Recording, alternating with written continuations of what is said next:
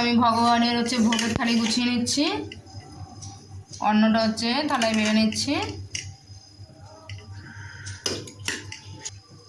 আমি লাউ দিয়ে বড়ি দিয়ে আলু দিয়ে রসা করেছি,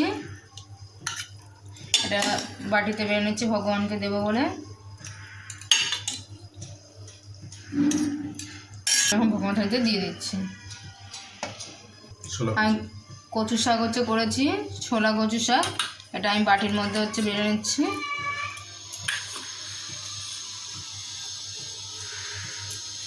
এখন আমি ভগবানের থালিতে দিয়ে দেবো। আমি এখন ভগবানের থালিতে দিয়েছি কচু হচ্ছে ভাজা, বেসন দিয়ে আর হচ্ছে চালের গুঁড়ো দিয়ে করেছি।